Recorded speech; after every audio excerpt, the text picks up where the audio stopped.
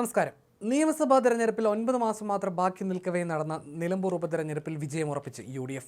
വോട്ടെണ്ണൽ അവസാന ഘട്ടത്തിലേക്ക് കടക്കുമ്പോൾ 11,000-ലേറെ വോട്ടുകൾക്ക് UDF സ്ഥാനാർത്ഥി ആര്യാടൻ ഷൗക്കത്ത് മുന്നിട്ട് നിൽക്കുകയാണ്. ഇപ്പോഴത്തെ നിലയിൽ 12,000-ലേറെ വോട്ടുകളുടെ ഭൂരിപക്ഷത്തിലേക്ക് UDF എത്തുമെന്നാണ് സൂചനകൾ. പോസ്റ്റൽ വോട്ട് എണ്ണിത്തുടങ്ങുമ്പോൾ തന്നെ മുന്നിട്ട് നിന്ന ആര്യാടൻ ഷൗക്കത്ത് എല്ലാ റൗണ്ടുകളിലും ലീഡ് നേടുകയാണ് ഉണ്ടായത്. അവസാന വോട്ടെണ്ണൽ നടക്കുന്ന കരുളായി, അമരമ്പലം പഞ്ചായത്തുകൾ LDF ഏറെ പ്രതീക്ഷ പുലർത്തുന്ന പഞ്ചായത്തുകളാണ്.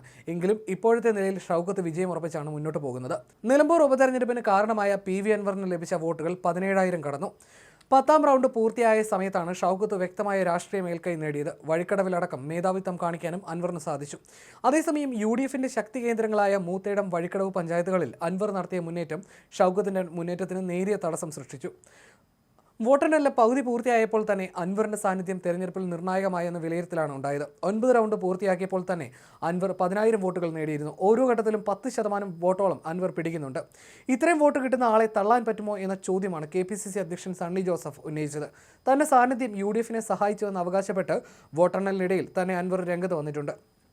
തനിക്ക് ലഭിച്ച വോട്ടുകൾ പിണറായിക്കെതിരായ ജനവിധി എന്നാണ് PV അൻവർ പ്രതികരിച്ചത്. അൻവർ നേടിയ വോട്ട് 10,000 പിന്നിട്ടതിന് പിന്നാലെയായിരുന്നു ഈ പ്രതികരണം. വോട്ടെണ്ണൽ 40% പിന്നിട്ടപ്പോൾ തന്നെ തനിക്ക് ലഭിച്ച വോട്ട് 10,000 പിന്നിട്ടു. UDF വോട്ടുകളാണ് നേടിയതെന്നുള്ള വിലയിരുത്തൽ തെറ്റാണ്. പിണറായിക്കെതിരെയുള്ളതാണ് പോരാട്ടം. പിടിച്ചത് LDFിൽ നിന്നുള്ള വോട്ടാണെന്നും അൻവർ മാധ്യമങ്ങളോട് പ്രതികരിച്ചിരുന്നു. പിണറായി സംഘം കേരളത്തിൽ നിലനിൽക്കുന്നു. മലയോര കർഷകരുടെ വിഷയം പരിഗണിക്കാതെ ഒരു മുന്നണിക്ക് മുന്നോട്ട് പോകാൻ കഴിയില്ല. ഇക്കാര്യം UDF ഗൗരവമായി വിലയിരുത്തണം. കർഷക സംഘടനകളെ ഒപ്പം ചേർത്ത് ഈ വിഷയം അടുത്ത തെരഞ്ഞെടുപ്പിൽ സജീവ വിഷയമാക്കി ഉയർത്തിക്കൊണ്ടുവരുമെന്നും അൻവർ ആദ്യ പ്രതികരണത്തിൽ വ്യക്തമാക്കി. UDF പ്രതീക്ഷിച്ച വിജയത്തിലേക്ക് അടുക്കുന്നതായി KPCC പ്രസിഡന്റ് സണ്ണി ജോസഫും പ്രതികരിച്ചു. UDF വോട്ടുകൾ അൻവറിന് പോയിട്ടുണ്ടോ എന്ന് പരിശോധിക്കും. ചില സ്ഥലങ്ങളിൽ അൻവറിന് കൂടുതൽ വോട്ട് കിട്ടിയിട്ടുണ്ട്. അൻവർ ചെറിയ ഫാക്ടർ ആയിട്ടുണ്ട്. ഇത് യാഥാർത്ഥ്യമാണ്. അത്രയും വോട്ട് കിട്ടിയ ആളിനെ തള്ളാൻ കഴിയില്ല. അൻവറിനെ UDFിൽ എടുക്കുമോ എന്നത് കാര്യം ചർച്ച ചെയ്യും. രാഷ്ട്രീയത്തിൽ പൂർണ്ണമായും അടഞ്ഞ വാതിലുകളില്ല. അടച്ച വാതിലുകൾ വേണമെങ്കിൽ തുറക്കാനും സാധിക്കും. നിലമ്പൂരിൽ പ്രതിഫലിക്കുന്നത് ഭരണവിരുദ്ധ വികാരമാണെന്നും സണ്ണി ജോസഫ് പറഞ്ഞു. PV അൻവർ ഫാക്ടർ തെരഞ്ഞെടുപ്പിൽ ഉണ്ടായിട്ടുണ്ടെന്നും അത് തള്ളിക്കളയാനാവില്ലെന്നും അദ്ദേഹം പറഞ്ഞു വെക്കുകയാണ്. അതേസമയം പോത്തുകല്ലിൽ VS ജോയിയും വാക്കുപാലിച്ചു. സ്വന്തം നാട്ടിലും സ്വരാജ് പിന്നിൽ പോയി. പോത്തുകല്ലും തൂക്കി ലീഡ് 630. ഇതായിരുന്നു.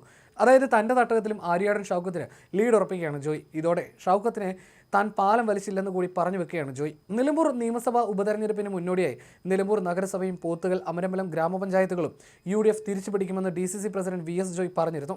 ചുങ്കത്തറ ഗ്രാമപഞ്ചായത്തിൽ ഇടത് പ്രസിഡന്റിനെതിരെയുള്ള അവിശ്വാസ പ്രമേയം പാസ്സായതിനു ശേഷമായിരുന്നു പ്രതികരണം. PV അൻവറിലൂടെ ഞങ്ങളിൽ നിന്ന് പിടിച്ചെടുത്ത മുഴുവൻ പഞ്ചായത്തുകളും PV അൻവറിലൂടെ തന്നെ പിണറായിൽ നിന്ന് തന്നെ ഞങ്ങൾ തിരിച്ചുപിടിക്കുമെന്നായിരുന്നു ജോയ് നേരത്തെ പറഞ്ഞത്. അന്ന് അൻവർ മത്സരിക്കുമെന്ന് പ്രഖ്യാപിച്ചിരുന്നില്ല. പിന്നീട് കഥ മാറി. ഇതോടെ ജോയിയുടെ സ്വന്തം സ്ഥലമായ പോത്തുകല്ലിൽ എന്ത് സംഭവിക്കുമെന്ന ചോദ്യം സജീവമായി. VS ജോയി അനുകൂലികൾ പാലം വലിക്കുമെന്നും പ്രചരണമുണ്ടായി. സ്വരാജിന്റെ സ്വന്തം സ്ഥലമെന്നതും മുതൽക്കൂട്ടാകുമെന്നും CPM കരുതി. പക്ഷേ ജോയി വോട്ടൊന്നും വിട്ടുകൊടുത്തില്ല.